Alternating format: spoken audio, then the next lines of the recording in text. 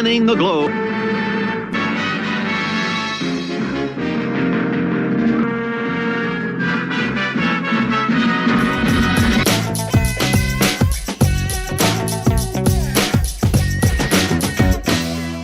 Welcome back to Talking Racine. Here we are once again on Monday morning. We have Mr. George Myers to my left. Morning. Mr. Jim Spodek, Chief Researcher, Producer of the show to my right, and I'm Dr. Ken Jorgen, your host. And man, oh man, that last episode went global. I don't know if you guys noticed. You had to have noticed. The little logo in the front, the spinning globe. Yeah. Universal outreach, people. So we had people from New Zealand, Australia, the Netherlands, Belgium? Belgium.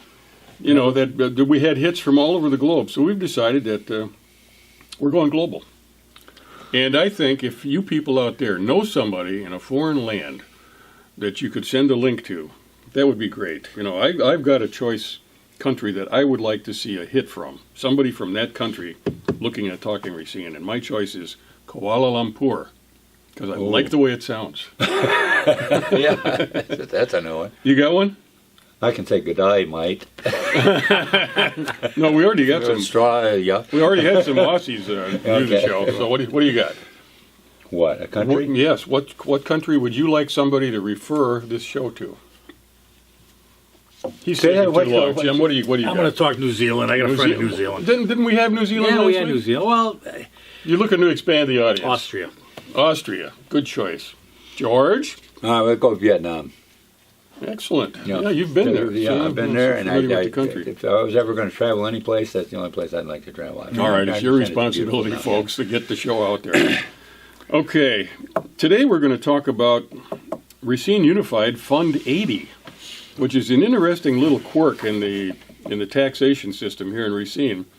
And what it amounts to is this is something that was created back in the 80s, established to help districts cover the extra costs of community-based programs that exist outside of the regular school day, like community education, family swimming nights in the school pool, or community basketball leagues in the school gym.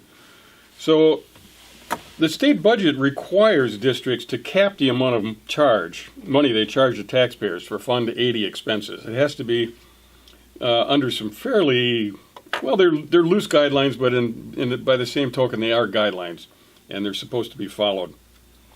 And it turns out that not so much, because there's no enforcement. No.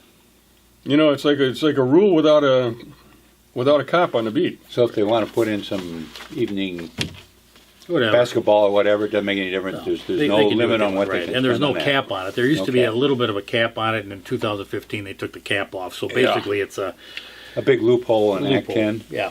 The levy. But this is for school districts, so it's called Fund 80.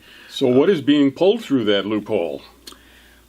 George, we can start out with what we saw first. Yeah, you're the money guy. You're the Taxpayers Association guy. What I saw, I didn't even realize it was attached to Fund 80, was this new health clinic. Right. Yeah, going into Julian Thomas School. Yeah, going into Julian Thomas School. And I know that we have a very good quasi-private health clinic. In other words, it's not funded with taxes. It's funded with various hospitals and whatever. Private donations and volunteer workers. In fact, I volunteered to work over there.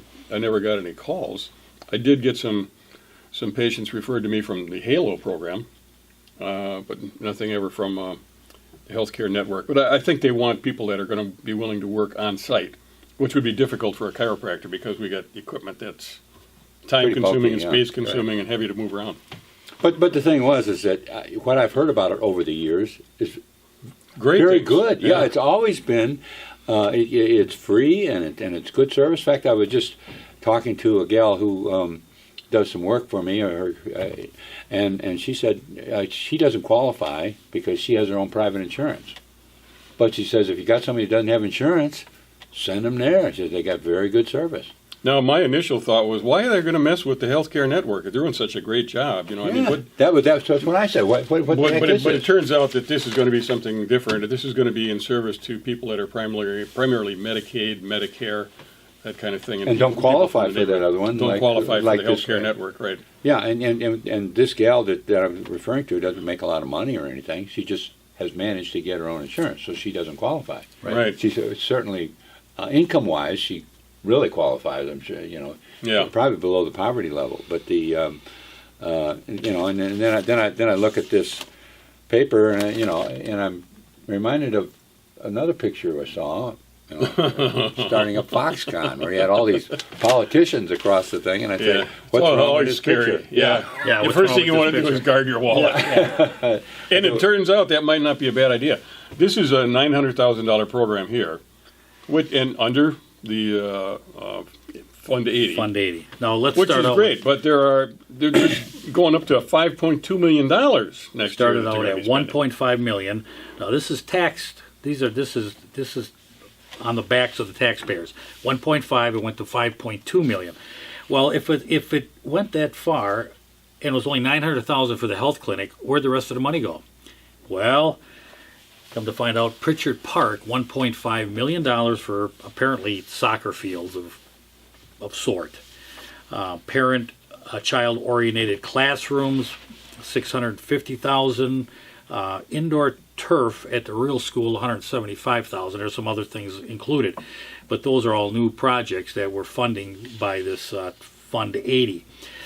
But they don't seem to follow the guidelines for Fund 80. Well, that's the trouble here's the thing. issue that we're raising.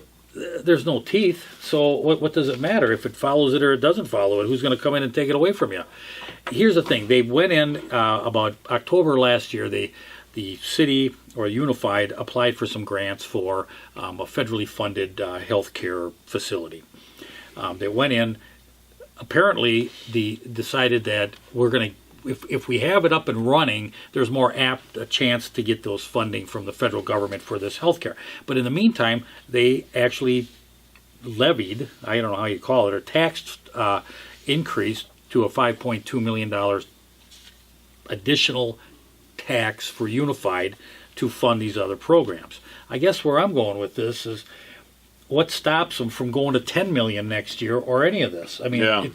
And what's it for? I guess, George, when you said you got all these politicians on stage, they're talking about the healthcare network. Well, the healthcare network is great. People are saying, well, that's great. People need healthcare. People that are uninsured need healthcare. It's a big topic of conversation, It too, is. nationwide. Yeah, exactly. It's a big deal. But what else is involved with it? So we put out this shiny item here, but what's Yeah. really happening behind the scenes? And that's really what You got a brand new car with a dead body in the trunk. pretty much. Well, it's a famous camel with his nose in the tent. In other words, Yeah. we're introducing this $5.2 million apparently through the healthcare clinic. Right. This is what was it, 900,000? Right. 900,000. Right. That's what this is. That's the It's loss leader. It's dragging the other $4.5 million in with it. And all this was because this doesn't mention a thing about Fund 80. Not this article. No, not at all. Yeah, but all that apparently is coming along with it, and it's going to be sold in that manner, and as a good thing for families. And it might be good. I don't know if it's worth $5 million. I'm not quite sure what a indoor turf. The bottom line to me is this is the most heavily taxed city in the state of Wisconsin. Racine is. No, that's another thing. Yeah. And we've got how many distressed homes that are in danger of foreclosure? There's like 2,000 housing units. Is Something like that. Yeah. Out of how many? 18 to 20,000? That's a big percentage. My point is that the community is already tax stressed. Yeah. Right. And what are they going to do with another? Let's go. Now 5 we've million? got this. I want to kind of get into the Racine Unified and the Choice Program, which is the voucher school program. I kind of want to You really want to get into that, huh? Well, I don't want to get into the Yeah. variables of who does what, but there's Well, some we don't want to statistics. take sides. Yeah. We just- Racine Unified students, the state gives Racine Unified $8,079 in state aid per student between K and 12th. There's an additional almost $4,000 in property taxes, which makes each student roughly around $12,000 per student in Unified, cost per student in Unified. The Choice Program, or the Voucher Program, the state is $750 in state aid, zero property taxes. So when we start to see the difference between Unified and this voucher program, you can see there's a huge difference here, especially for the taxpayer, which doesn't have to fund any of the voucher Well, no, what program. you're saying here, Jimmy, to those figures, is that in our property tax bill, $4,000 we're paying for each student in Unified. We're paying $4,000. Right. For those in the choice schools, we aren't paying anything. Correct. It's Well, zero. in local taxes, right? Yeah, In in local taxes. local Right. tax. You're All, paying all state of it taxes, comes from and that's the where it's state. coming from. Now, Right. here's where I'm kind of going with this. In 2011 to 2012, the school year, there were 8 schools and 228 students that were participated in that choice program. This last year, in 2018 and 2019, there are 26 schools and 3,324 students participating in the choice program. So this has been growing considerably. So Unified, again, is, you want to call losing money. I don't know. There's different variables in there. I don't want to get into that now. But there's a definite shift to choice school. There's a lot of different, you can argue back and forth to how it is. What I'm saying is It's set up for a real headbutting contest. there's a showdown coming, and I can kind of see this happening right now. I mean, I can see where these numbers, they're anticipating another 8 to 10% increase in choice school in the next coming school year. So you're going to continue to move these students into choice school, or the parents are. Unified is either going to start to have to raise taxes. Is that what they're going to do? Or they have to close schools? I mean, there's a now, what I want to take this to is, when you look at that picture, you've got Delagrave on there. Now, Delagrave is there because they're going to put $1.5 million in Pritchard Park for soccer fields. It sure Right. looks good. So, And that's county property. County property. He's going to be out there. Everything's, all hunky-dory. You got Corey Mason there, who now was Mr. We're going to save Unified, and I'm going to save the schools in his campaign for mayor. This last election, a lot of new aldermen have some alliance with Unified.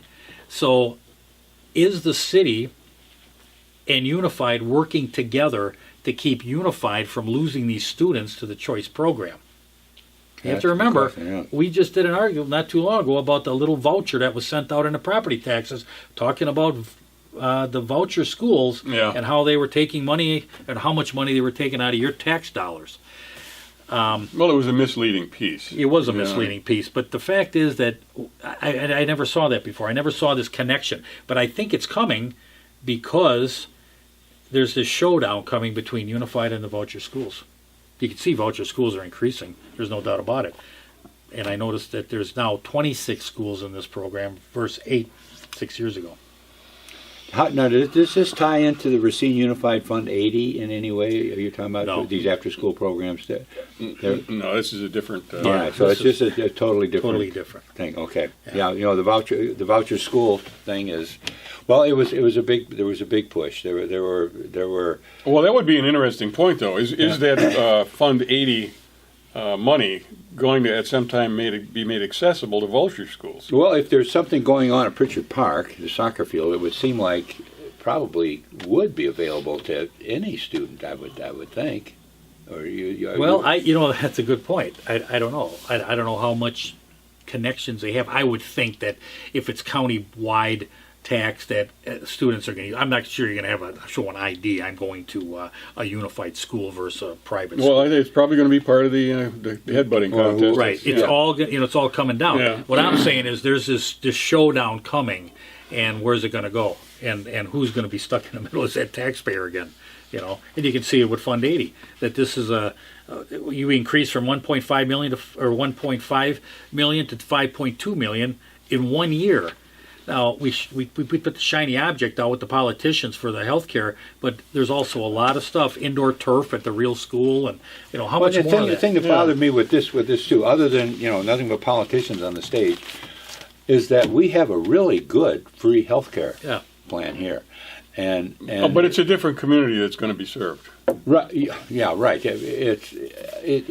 The one that's served are people that cannot afford health care. If you have no coverage at all, you can go to the healthcare network. The healthcare network. Right.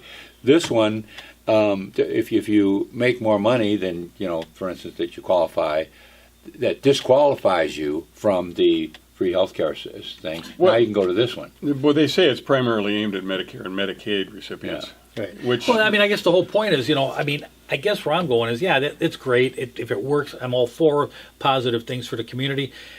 But let's look at the flip side of this. What is really happening behind the scenes? I mean, that looks great, but you don't see anything about a soccer field in there. You don't see anything about AstroTurf at the real school and all the other things. I mean, I guess my thing is, who's controlling the purse strings? well, and who's controlling the publicity? Right. Exactly. Oh. Anyway. Well, we know who Yeah. it should be. Who? You and me? That's the idea. And maybe I if mean, you- referendums, that's a thing of the past. You don't hear referendums any longer. You just hear, I mean, Foxconn, there's a perfect example. You think that maybe should have been put at a referendum, how much we're going to spend, how we're going to kick people off their property, and how many millions of dollars we're going to go into debt for? Oh, and we got an email just last week from somebody talking about that and how deceptive the village board was with the public in terms of Foxconn. They said, well, there's no public opposition to this. Everything seems to be publicly supported. It's a great plan, and let's go do it. And then all of a sudden, a couple hundred people show up and said, wait a minute, what the hell is going on here? The public had not been informed, and when they found out what was going on, there was pretty big outcry. Are you talking about the Foxconn, or are you talking Yeah, about I'm talking- the KR expansion? Yeah. The same thing Well, happened. that's Well, exactly yeah, what that it too. But I mean, Yeah. this was Foxconn that this particular individual. So, I mean, you have to was writing watch out, how things are put out there. I mean, there's a lot of PR that goes on out there, and you really got to use some real Well, critical and when you thinking. see when you see a politician on the stage, it's almost guaranteed to cost you money. Yeah. If it was just a privately started up business, and we read about them every once in a while, all of a sudden this business is there, and you say, well, how come Not we never heard without a about it? ribbon cutting ceremony. Well, I'm just saying, there was no politicians, there was no coverage. The business just got going, and so that's the thing is that we're just driving up the size and cost of government, and that's what Racine Fund. And how much good is this going to be? Is it really going to benefit? I think the clinic will. money-wise? The clinic yeah, will? yeah, You think yeah, I that? think Well, so, I don't know. I mean, I see a fair number of Medicare and Medicaid patients myself, and the compensation rate is not great. It's all over the map. I mean, some things Medicare is really a ripe apple waiting to get picked, and there are people who are willing to do that. But in a lot of other things, they underpay for a lot of procedures. Oh, I've heard about that. Yeah. Well, Yeah, they overstretched it, and now Medicaid has to somehow cover it with the limited funds they have. And, Yeah, and well, now they're ripping off doctors. I guess. Now, you and I disagree, but I'm in favor of a national health care plan, and I think it would be a response to what has become a corporate takeover of health care. That's how I see a national health care plan. I know you have a different opinion about that, but I've been on the inside of this mess, and I'll tell you, Okay. it's frightening. A fellow by the name of Lois, is it, or Lois? Claude Loyce of Mount Pleasant, he's a project manager on Foxconn. Project manager. And he's I don't want to criticize the guy. I have no idea what he's doing, but he's knocking down a pretty good salary. He wants a $24,000 per month salary plus $150 per overtime, and that represents, what, a 25% increase? About a 25% increase. Now, you have to understand he's contracted through Kapoor, which is a contractor working at Foxconn. They had a 2-year contract. His wage was $240,000 a year. Kapoor took 25%, which left him with about $180,000 a year. Well, how's the guy going to live on that? Squeaking by. The new contract they've come up with is they want $24,000 a month, which is $288,000 a year, and of course the 25% reduction to Kapoor, the contractor. So that's going in front of the Mount Pleasant board. I mean, I have my own feelings about Foxconn, and we all do. Well, what do you think about that kind of a cost increase for a project manager whose business or whose duties are pretty much unknown to us? So do you think maybe it would merit an audit of what that job entails and possibly putting it out for bids? That's what I'm thinking. If you get an increase of 25% on a job, that's a nice chunk. Yeah, I'm going to say, okay, well, maybe put it out for bid. I mean, I don't see anything out there that's like, most of it was legal work that came in to take property from the the homeowners, farms, and they cut deals. They use a real estate agent or agency to do a lot of the work. I just think there's a lot of thumbs in that pie out there, and I think this is one of them. It's an awful lot of money for a project manager on a project that's probably winding down. To that degree. If they ever build anything out there, Foxconn's going to be involved with that. As far as the roads and the access points and different things, I don't know. It just seems like a 25% increase seems like an awful lot of money for something that's. Well, it seems like a lot of money, $250,000 to coordinate a project like that. I just don't see what the coordination I don't see buildings. is. I see roads. I understand that, but you also have engineers and you have professionals that are out there building those roads. I'd ask some serious questions. Yeah, here's what I would do. If it was somebody came to me, I would say, here's what I'm going to do. I'm going to keep it the same. If you want to continue, I'm glad to have you. Otherwise, I'm going to put it out for bid. I'm going to have to get some other bids on this. And there's qualified people out there. There really are. Yeah. And that's how I would handle it. If you're going to side my house, you're going to build a... That's how I'd handle it. I'd like to take a look at the idea. job Treat it like any other qualifications contract. myself. I might apply for it, What the heck? Exactly. But that's how I'd handle it. What happens is they get cushy and cozy and they forget about really doing decent business. They don't think about business. They think about relationships. Well, relationships is how you end up corrupting a project. Well, absolutely. Yeah. And that's how you're doing Start it. looking I out for trust each you other. because, I'm going to watch out for you, or I trust you because I know you. Some people call that cronyism, but I Oh, George. I understand What the a dirty relationship word you thing, brought yeah, into the conversation. Anyway. that's all right. We can pretty it up a little bit.